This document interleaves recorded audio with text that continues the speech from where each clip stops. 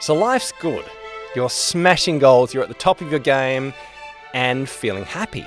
But then you hit your 40s and everything gets difficult and you feel like you're trudging through mud. It's possible that you feel dissatisfied even though there's nothing to really be dissatisfied about. Or potentially you start grappling with regrets. Perhaps there's a burning desire to switch careers, or perhaps just this nagging sense that you're running out of time. Welcome to what Jonathan Rourke calls the midlife slump, a well-documented phase of life where happiness dips throughout our 40s and 50s before rebounding again, even if we lose some of our physical agility. The happiness curve is seen in all cultures. It is really well researched. We dip in happiness in our midlife before getting happier again as we age. And so understanding and navigating this well-researched midlife slump is super helpful if you're heading into it in your 20s and 30s, or if you're stuck in the middle of the slump in your 40s, 50s, or even 60s. And the reason it's so helpful is you can find out what to do in your midlife slump and to realize that you're simply not alone. So in this video, we're going to delve into the science of happiness, outlining the science of the happiness curve and helping you understand what to do as you enter the midlife slump. So join us for this episode of The Spacemakers, a podcast designed to help you navigate life's inevitable resets. Hey everyone, welcome back to the Spacemakers Podcast, a podcast to help you think deeply about how you live and work and live an intentional life.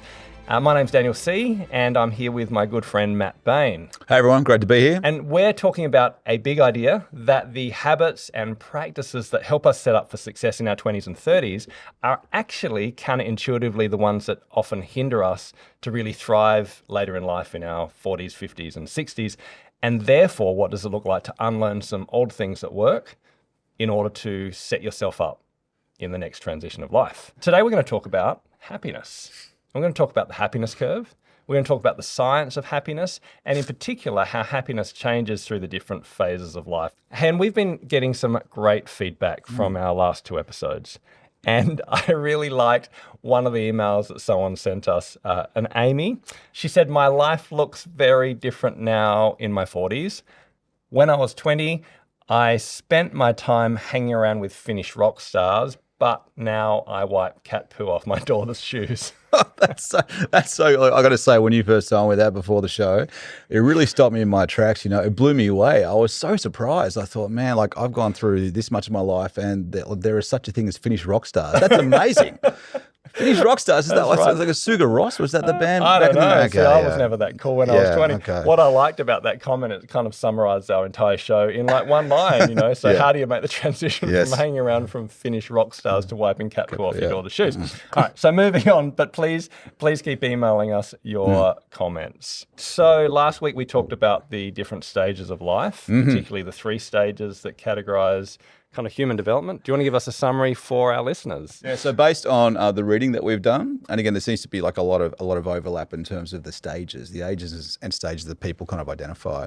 And we've given them hopefully our memorable and snappy titles. The first stage is from 20 to 40, and we call that entering adulthood. So that's 20 to 40.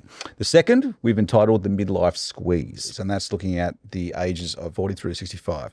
The third, we've called the second mountain, and that's from 65 onwards. But the whole aim of this is to describe that, you know, again, in human experience, in science, even if you look at the traditions, like the ancient traditions, there's a very clear sense that human development changes in particular phases. And while they're broad, wide changes, it's super helpful to have a sense of what stage of life you're in, and also to have a sense of what's coming up next. Exactly, which is a nice little segue into the activity that we gave people, Great. our listeners / viewers to undertake last time around. Great, so give us a summary. What was it? Yeah, so it was 3 steps. Number 1 was identifying which of those 3.5 / 4 stages you're in right now. Number 2 was looking at, so we went through some pitfalls last week. So it was identifying what out of these common pitfalls do you think you're most at risk of being in or falling into? And number 3, what can you do to kind of best protect yourself, particularly when it comes to transitioning well from your current stage to the next. Yep. So what can you actually do? Yeah, that makes sense. And you and I had a really good conversation. We both reflected on this individually, but then you and I had a chat. I mean, clearly we're both in the midlife squeeze. Yes. Both in our mid to late 40s. You had a birthday last week, so you're even older than you were last week. And wiser. That's true. You are full of wisecracks. Yeah, and so we were talking about what are the pitfalls. The thing that stood out for me is friendship, the importance of investing in friends and not allowing old friends and close friends and even people that I'd like to be closer to as friends to, fall off the radar in the squeeze of everyday life, and what it might look like to put some more energy in my life into reconnecting with people. Mm-hmm. Yeah. You were talking about something similar. Yeah. My life, thankfully, and it's a blessing. It's got very little to do with me. It's full of people, which is absolutely fantastic. It's great, family and friends. But upon reflection, it's become clear to me, and like doing something like this podcast just makes it all the more kind of pertinent, right? Because you get up here and you do your thing, and you think, man, I could be such a hypocrite in this regard. So it was just like, it was made out to be abundantly clear in my life. The biggest pitfall for me now is neglecting old and dear friends. So the category of friend that most of us are most likely to take for granted in the midlife squeeze, because they've been around forever, and you think, well, again, like they've loved me for decades, they'll keep on loving me for decades going forward. So they're the ones, again, but they are also the most irreplaceable. Yeah, definitely. And so you and I, it was interesting, we talked about, what do we do about this? Because we're actually wanting to, this now we're accountable to like 4,000 viewers. Excellent. I was thinking it would be great to basically just make sure I catch up with someone every fortnight or even once a month for a coffee, and just make sure there's space in my calendar to do that. It'd be great to have more time on the weekend with friends and do more family stuff, but at the very least I could catch up with kind of old friends and have lunch. But you were going to do something a bit more creative, weren't you? Yeah. So just to keep you accountable. Yeah. So looking at my calendar and trying to be realistic, because, one thing that I really value about doing this with you is that I want to keep the lens always realistic and not naively idealistic. Okay, so that's really important to me. Need to have that note of realism. So realistically, looking at my calendar, I'd love to have like the kind of impulsive spontaneity in my life where I can just call up someone, at the start of Saturday morning and say, hey, got all this free time, let's hang out.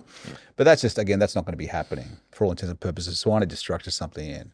So I've got this idea of wanting to bake into the calendar. Like it'll be something like, the first Saturday of every month, just booking the same venue, same time, inviting the same crew of old friends along. Yeah, and whoever can make it, can make it. Yeah, but that way, so you have this regular rhythm where you're catching up with people you care about. And it's just baked into your schedule. Baked in the schedule, and it's at its kind of at its outermost, it's going to be literally 3 or 4 months in advance. Yep. But that's the only way that I can currently, at this stage of life, guarantee that it's going to happen. That sounds good. And look, if we announce the place and the time, you might be able to meet lots and lots of new friends. But look, let's keep each other accountable through the season. We're going to have an episode on friendship. Yes. And what it looks like to really invest in friends. And it might be good to be able to even come back and say, hey, we did some of the stuff we said we'd do. Yeah, that would be good. All right, so let's get into the happiness research. I love this research.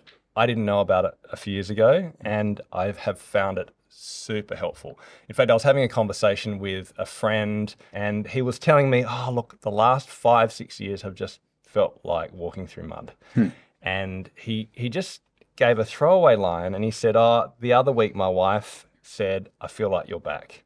And I'm like, what do you mean? He said, I don't know. There's just like a lightheartedness, or maybe I'm being a bit more funny, or just not as serious. And it's not like anything's been terrible. I just haven't been myself. And I said to him, how old are you? And he said, nearly 53. And I'm like, the research that basically you've gone through the bottom of the midlife slump.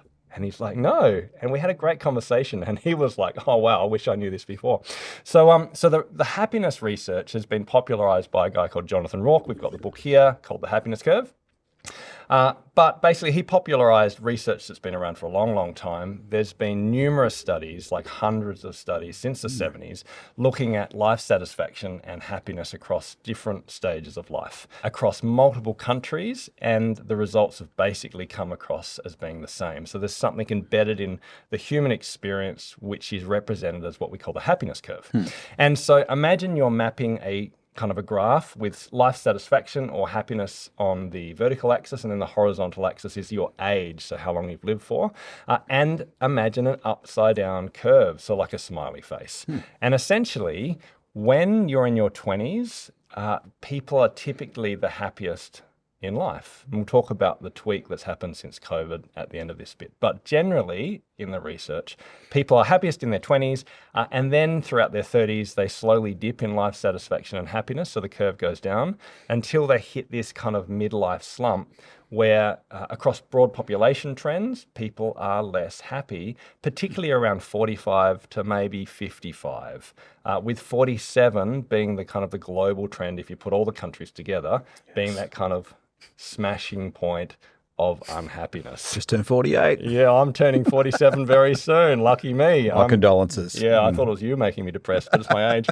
I think I play my part. But after that, and this is why we call it the paradox of aging, not just the happiness curve, is that people tend to get happier. You know, they get happier in their late 50s, they get happier in their 60s, happier in their 70s, and even in their 80s, or even in our 80s, we are happier than we were in our 40s. So happiness keeps increasing, which I find incredibly encouraging, particularly when I sit in this midlife squeeze right now and think, oh, mate, life is just difficult, and it's harder than it has been to be thankful and to be grateful and to just get through life. It's really encouraging to know that actually as I get older, even if I get sicker and even if I lose some of my mobility, the research suggests I'm actually likely to be happier even than in my 30s, which I think is cool. It's cool.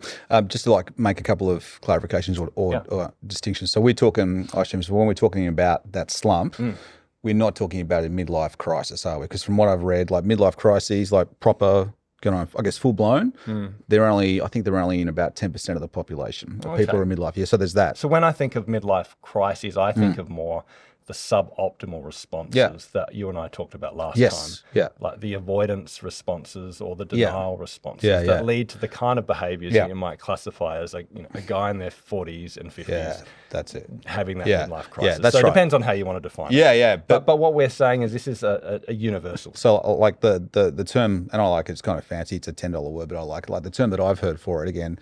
So slump is different from crisis. Okay. Slump is more like this almost epidemic sense of ennui. All right. So ennui, classy French word. You've heard of that. Don't pretend you haven't heard of that word. Ennui. Okay. So it's like I don't speak. I can hardly speak Tasmanian. It's like feeling listless, almost like continually like low grade dissatisfaction. Okay. Not having very much energy, but just like feeling like that something's off. Why do you have to have a clever word for it though? Because like I think it's a nice way to bundle up all those other terms. No, but you're talking about the idea that in your midlife slump, and again, this is what Jonathan Rourke would say, it's quite common to feel dissatisfied in life without necessarily having any reason to be dissatisfied. Yeah, that's right. Actually, what's interesting is in almost every country you see the same slump except for Russia.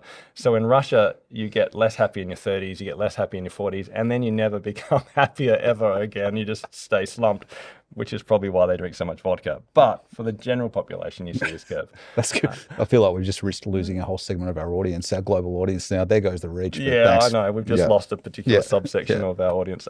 So to summarize the happiness curve, life satisfaction or happiness starts to slowly decline after your 20s into your 30s. It slumps and you're at your kind of bottom of the dip in your late 40s, early 50s, and then you become happier.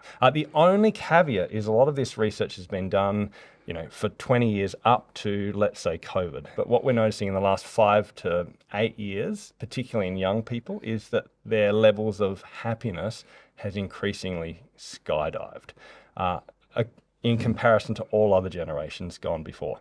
To the point now where young people are actually more unhappy, or at least as unhappy as people in the midlife slump.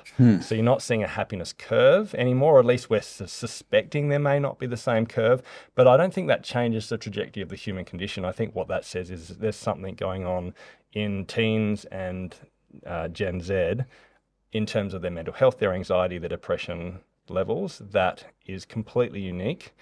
It's very different than any other generation. If you look at the research from Jonathan Haidt, who wrote The Anxious Generation, he would suggest that the main factors are the shift from a play-based childhood to a phone or screen-based childhood. So basically, as soon as you give teenagers smartphones with open access internet, with social media, their mental health dives. And that's been shown again and again that social media causes depression and anxiety in teenagers.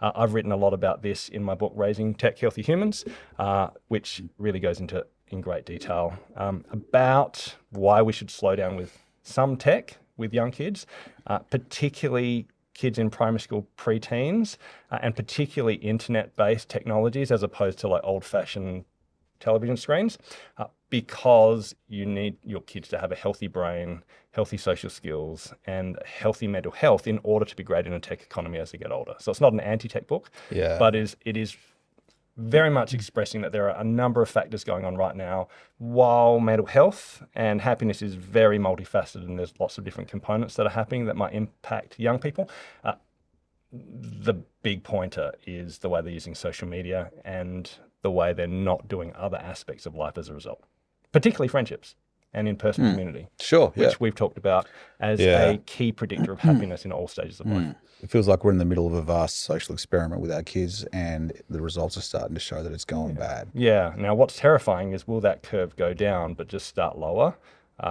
Who knows? We'll see what happens. But I still think what's fascinating for our audience is that there is definitely a transition of happiness in the midlife slump. Okay, so we've talked about the happiness slump and the midlife squeeze. Yeah. Before we dive into what do we do about it, it'd be good to just clarify what we mean by happiness, because it's a bit of a loaded term. It's also something that, while it's kind of nebulous, it's also been studied now. So it's got like its own kind of branch of study, I suppose, in science, right? Yeah, okay. Which means that the term is often contested. Because even for the person on the street, if I ask you, are you happy? And I ask the person next to you, are you happy? You've probably got two slightly different conceptions of what we mean by happy. Yeah. So classically, throughout history, I reckon you can argue there's been two broad types of happiness. And it's really important to remember that these, to some degree, they do intersect and overlap, okay? So it's not, clear, hard and fast boundaries between the two, but still. So the first is usually a kind of term, this is the most recent, so this is like your kind of common, almost vanilla understanding of happiness for most people. And you can call it hedonic. So hedonic happiness, right, is about how I feel subjectively. So it's going to be largely caught up with my emotions or my affect. And it's usually going to come down to, again, something that I've experienced recently, which has made me feel happy in the moment, or perhaps something that I've acquired recently. So you're saying basically hedonic? Yeah, happiness hedonic. is what you feel. You feel good. Happiness based on a feeling. Yeah, feeling. Yeah. But if I feel good, I'm happy. If I feel bad, I'm that's not right. happy. It's really important to remember that, again, that feeling is largely going to be directly and distinctly related, again, to something that I've done or that's happened to me. That's important. Yeah, you want to feel happy. You want to feel happy. There's nothing wrong with that. There's nothing wrong with that.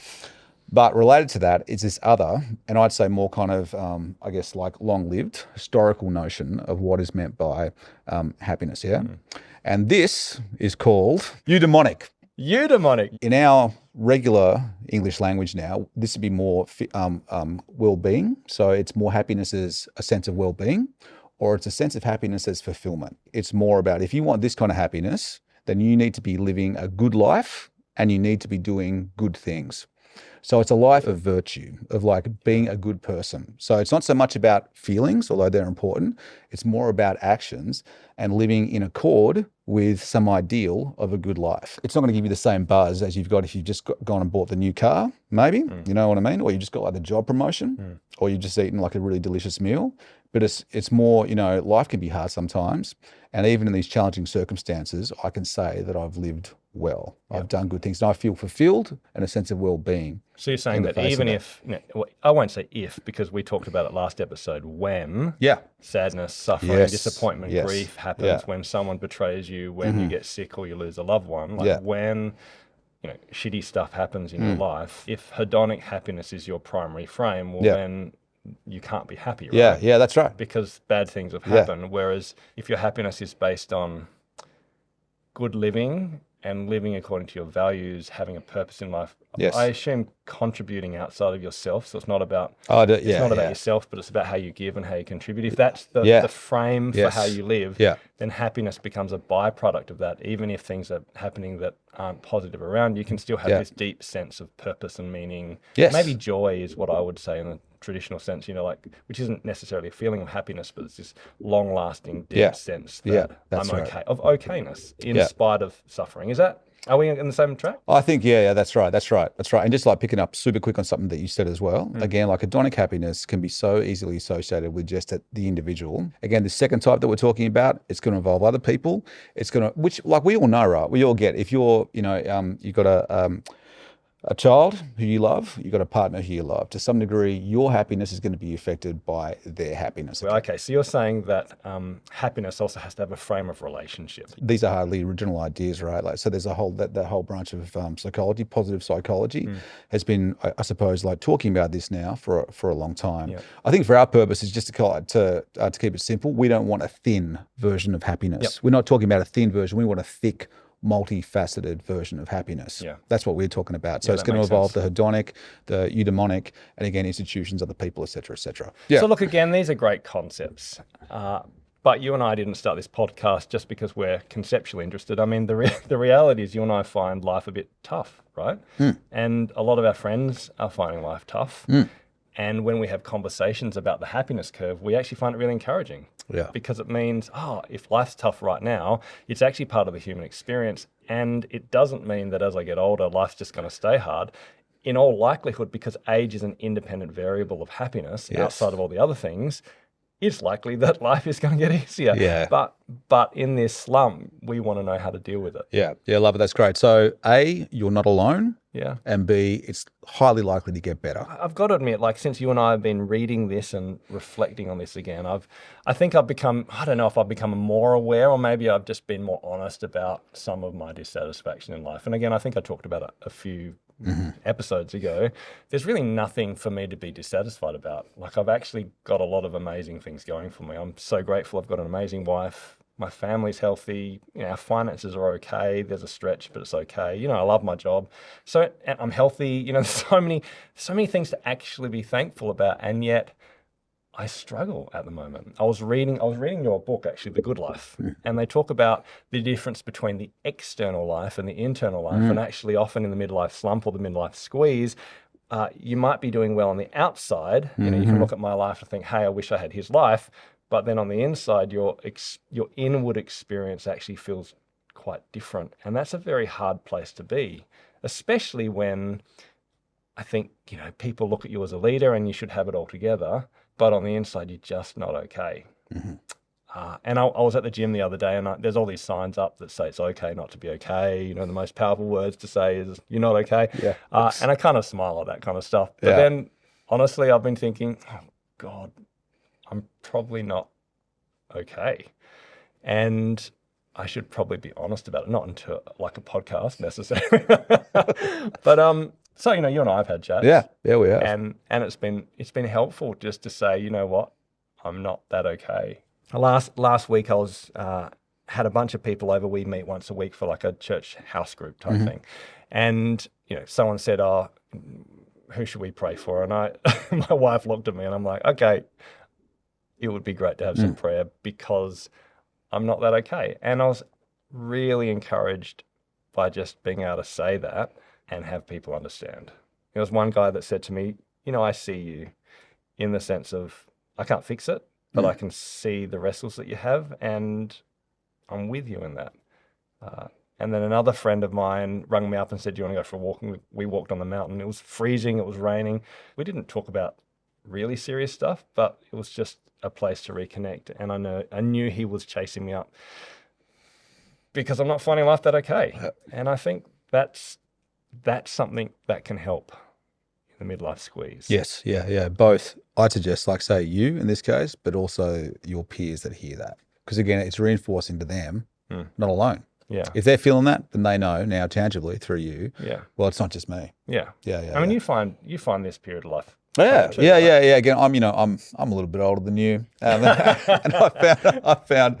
And you're going to die. I'm probably earlier. I'm going to die like a year earlier. If the internet never gets it wrong. I have found like the last couple of years challenging. Yeah, and it's been a combination of things, like a bunch of stuff that we referenced, I think last podcast. So I've had like the regular, you get older and stuff, just physiological changes like sicknesses, ailments again, and the really confronting thing about all of that is that there was no kind of obvious cause and effect. It was just simply bad luck, an unlucky gene pool, and kind of like getting old. And none of it was like major, but it's like suddenly, you know, my health starts to hit and my form of physical capabilities hit all these speed humps. Yeah, so you've had a few scares, so that's right. They've been significant enough to shake you. Yes, but here's a big thing, right? So if you want like the big kind of title, it's being undeniably confronted with the fact that you are now an older person. Yeah, and that's confronting. And the catalyst for that was, like, the thing just made it stand out for me. Do you watch The Bear on Disney? Watching The Bear made you realize you're old. Yeah, look, I'm getting there. So have you seen The Bear? No, but you have tried to get me to watch it. I just don't watch enough TV. Okay, but so anyway. So watch The Bear, right? The Bear. So The Bear's fantastic. That's hardly an original thing to say. But one of the things that I really, really dig about The Bear is the soundtrack. And I think from my, you know, my half-baked research, the creators, the showrunners actually kind of handpicked the soundtrack. Anyway, I was reading like an article in a magazine about The Bear, and they mentioned the soundtrack, you know, and it started off, the line was something like, and the soundtrack is really fantastic. And I'm a guy who, I guess, you know, part of my identity has always been really loving music and thinking that I've been on the cutting edge of music and had great musical taste and blast. This has been part of like who I was as a younger person. Something Finnish rock stars, right? Yeah. So something I could bring to the table when I was talking to older people, right? So I'm reading this going, yeah, that's great. Feels so validated. I like the soundtrack. This guy thinks it's that, and then blah, blah, blah. And then the back half of the sentence was, you know, it's a great soundtrack if you're into dad rock. And I thought, oh man, I've had even this ripped away from me. This has been taken away from me now. Even this thing that I cherish as part of, like, you know, who I am, what I valued about myself. I was a guy who had great musical taste and cutting edge, blah, blah, blah, blah, blah. And now even this. Sure. So I suppose that you're just not as relevant as you were. Yeah, that's right. That's right. I'm just not as relevant and like definitely now in the old dad rock category, you know. So with that, like, comes all the stuff that we talked about before. Like, again, you know, there's the regret. So I can't, and I personally don't trust anyone who says they've gotten to our age and doesn't have any regrets. Yeah. Like, you haven't lived enough, or you're not self-aware enough. Yeah, or you don't have big enough dreams. Yeah, you don't have big enough dreams. So like, there's stuff now that I look upon and now like a regret. And it's also like there's the phenomenon of the death of dreams. So stuff that I thought was a real possibility perhaps when I was younger. Some was just like naive and overblown ego. But some of that stuff now, it's not going to happen. Yeah. Yeah. And look, I think for me, a lot of it is actually just practical stuff that every day I get up, I make lunches, I clean dishes, and then I'm squeezed for finances. Yeah. I've got a crap load of emails, and I'm always stretched for time teaching people about how to make space, because that's just part of what it looks like to run a business. Yeah. And I'm still wrestling with all those other things about, you know, where is my career going, and is it actually making an impact, and how much time do I have left? So again, they're probably more existential questions mixed up with the reality that life is just super stretched. Right? Yeah. So I do think that there's a genetic thing, because it's not just a cultural or social thing. Oh, definitely. And certainly with women, you know, menopause is a massive change. The change is much more physiological and much more obvious, and so, you know, we can't really speak to that with expertise. But there's also changes in, you know, male physiology as well, particularly around the brain and hormones around that time as well. Yeah. But something happens, and the key is to just sit in that acceptance of it. So this might be a good time to have our moment of reflective silence, which I love in this podcast, and listeners have said they appreciate it as well.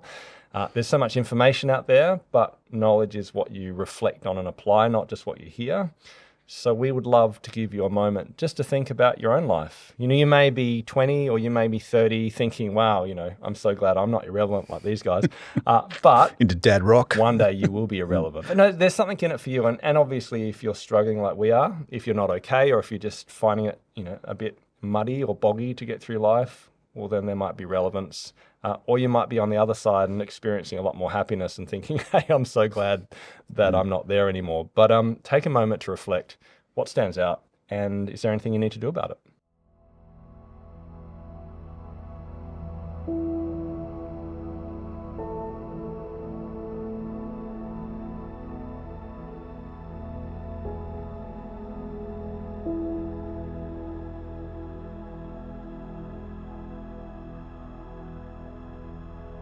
Welcome back, everyone.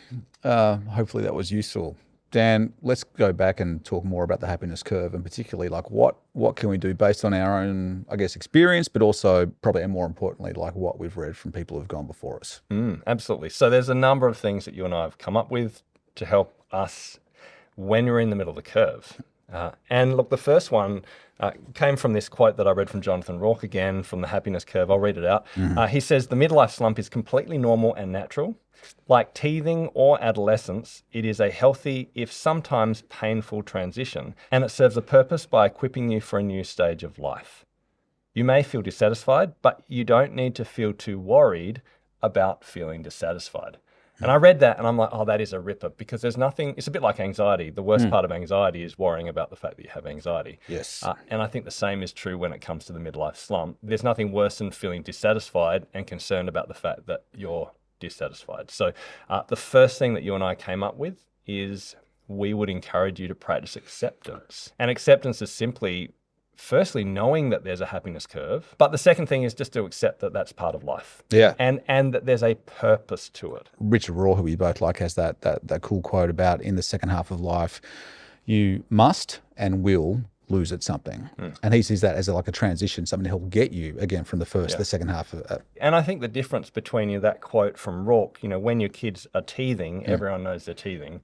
When your kids are in adolescence and they're doing crazy teen things, everyone's like, oh, well, they're just learning to be an adult, right?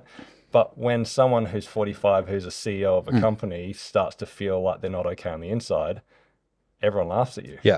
You know what I mean? And so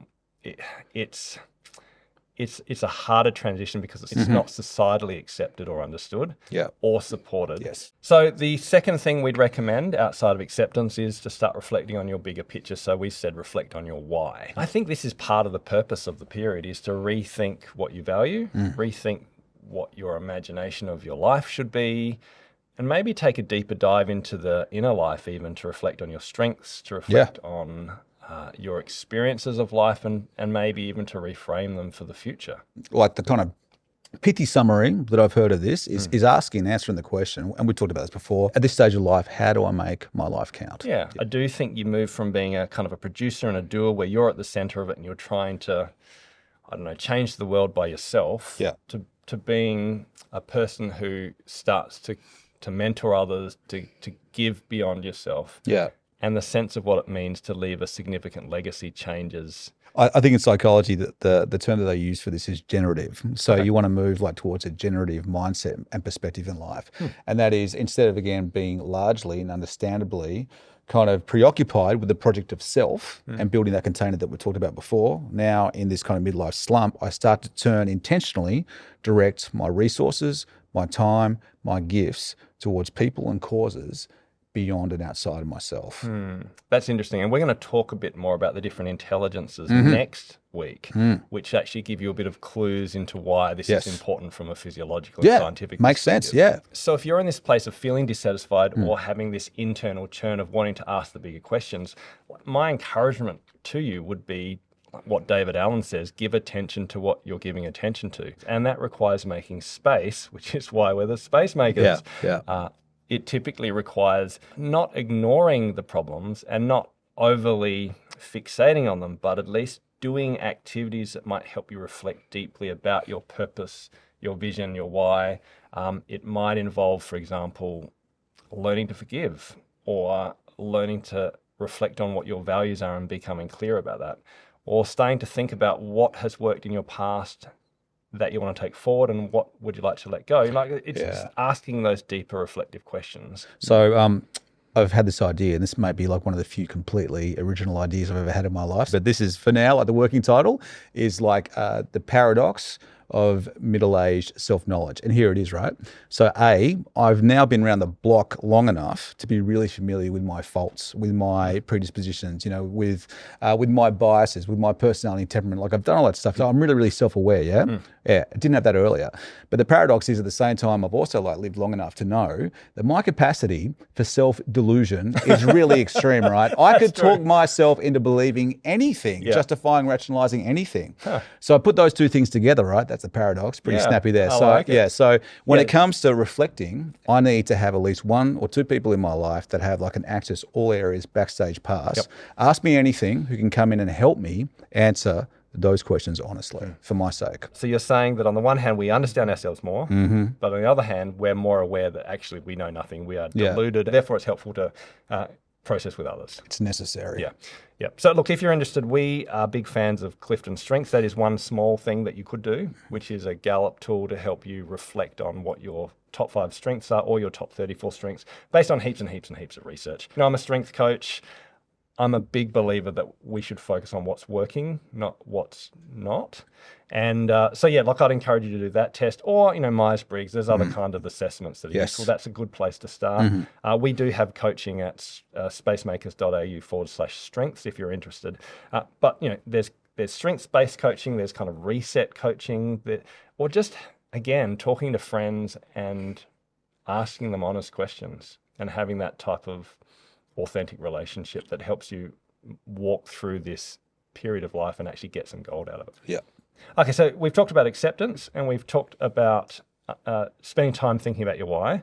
Then there's just the practical stuff, like invest in your happiness, because it's actually hard to experience a sense of feelings of happiness when you're in the midlife slump. Yeah. That's just well documented. So you have to, it's not that you can't feel happy, it's not that you can't have life satisfaction, you have to work a bit harder at it to get the same effect, which is probably no different than like exercise. It's harder to get fit when you're 50 than it is when you're 20, but you can get there. You just have to approach it differently. Yes. Yeah. Yeah. So some of the clear things in the research, sleep and exercise help with happiness. Eat more vegetables, have less sugar, eat a healthy diet, drink less alcohol. It matters what you put in your body. Yes. And particularly when you're in your midlife onwards. Yeah, that's right. Can't get away with the stuff that you used to when you were younger. Can't get away with the stuff you used to, So things change. Yeah. Practice gratitude and thankfulness. That's one of the things I've really picked up over the last 5 years. Every day I write in my thankfulness journal, I write 3 things I'm thankful for. Wow. Because I'm naturally more of a glass half empty type of guy. So it's a practice, it's a rewiring of the brain, and that's really helpful. Oh, look, and I got to say, hearing it from you, I think lends more credibility to me, because you are a guy who's half empty as opposed to half full. And the second thing is I'm going to put in the hard yards to try to let my mind change. So I think it's not just writing down stuff in your journal, it's actually writing stuff down as that daily practice with that internal desire. And the last one, though, is examining the inner life, which is probably partly thankfulness and gratitude, but prayer, meditation, taking the time to start to think about your inner journey, not just your outer journey. And we'll do a whole episode on this as well. Yeah, that's it. Yes. Yeah. But the big one, yes, because we do have to go to the research, it's great to say exercise because I'm a physio by background, and diet and sleep, but none of them are the main key factors for happiness. No. Drum roll. If there was one research-based factor or thing you could do to help you through the midlife slump or actually help you to become happy at any age, what's the number one thing? It is, and probably like for a bunch of our listeners / viewers, no surprise, it is social connection. I think that will be a surprise. You think so? Okay, yeah. I feel like we've been, we've been threatening to kind of pull back the curtain for the last couple of episodes now. Maybe they were pulling on to that, but maybe not. I suppose when I open up, abc.com, there's always articles about health, fitness, exercise, mindfulness. There's very rarely articles that say the number one thing you can do to make your life healthy and happy is to have a regular coffee with a friend. Yeah. So again, it's one of those things we might know in our head, yes, but the culture doesn't support it. It definitely doesn't support it, yeah. So this isn't just a half-baked idea. The data supports this. It's not a hypothesis, it's actually a fact. The most, as far as I know, rigorous, robust, verified study that supports this is, again, the Harvard study of adult development that we referenced a couple of episodes ago, which, again, has been promoted in this book by the director, I think, and co-director of the study. So The Good Life by Waldinger and Schultz? Yeah, who are the current directors and co-directors. So, again, been going for 80 years plus now, and they came up, they kind of summarized it, again, in this beautiful headline quote: the people who were the most satisfied in their relationships at age 50 were the healthiest. That's both mentally and physically at age 80. So if you're, let's say, in your mid-40s, you're struggling with, relationships, you're time poor, all the stuff we're talking about, the number one thing you can do to set yourself up for a great life is to start investing in regular, meaningful relationships with a fairly wide group of people. It doesn't have to be huge, but it has to be bigger than your spouse and kids. So it has to go beyond your immediate family. Yet friendships is what we often neglect. Yeah. And I've read a number of other books and a number of other studies.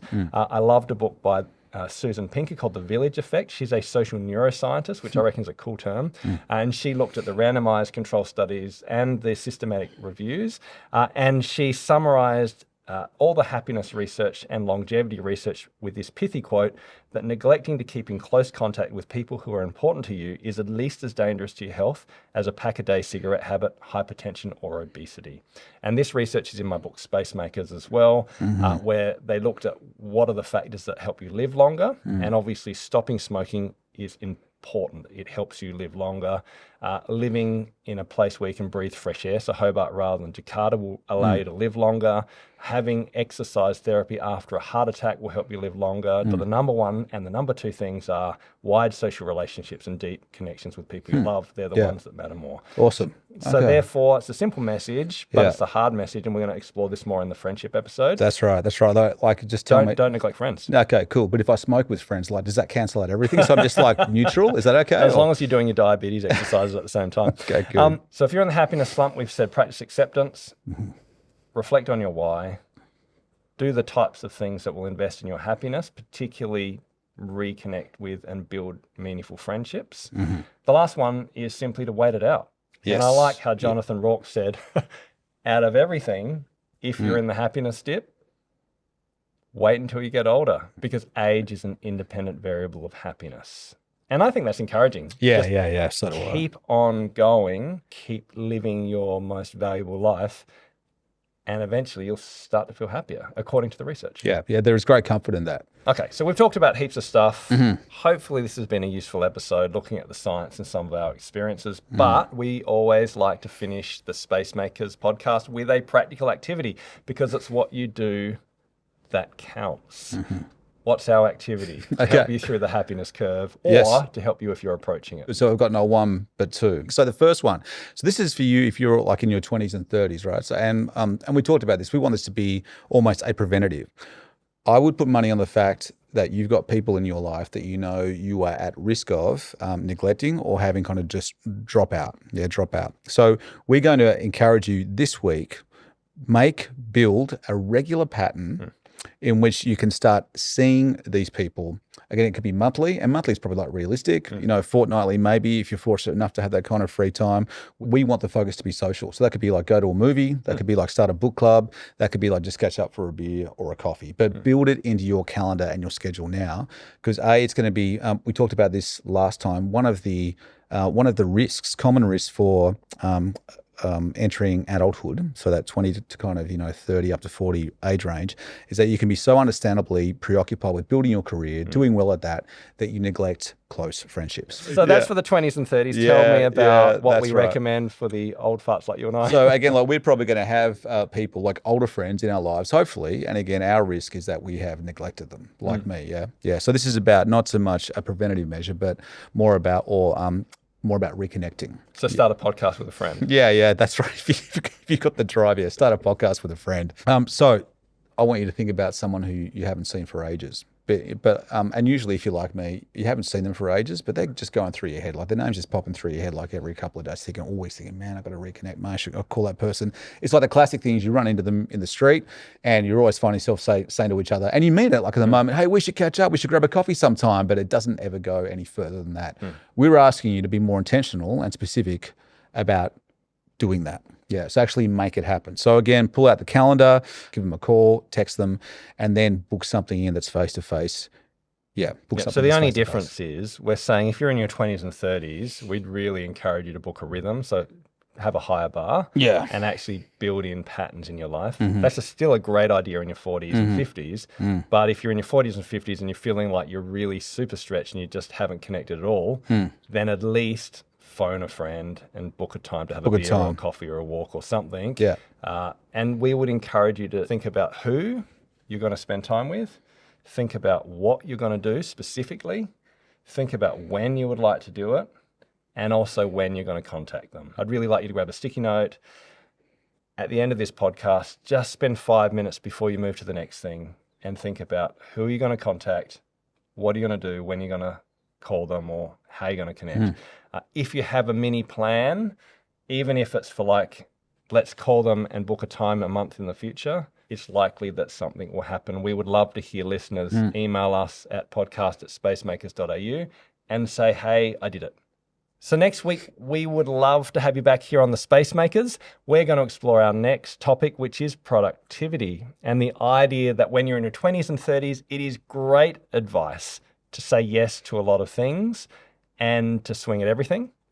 And then when you hit your 40s and 50s, say no to a lot of things and to be selective in your swing. And how do we make that transition to learn to say no for a greater yes? In the meantime, feel free to check out spacemakers.au/strengths if you're interested in strengths coaching or reset coaching.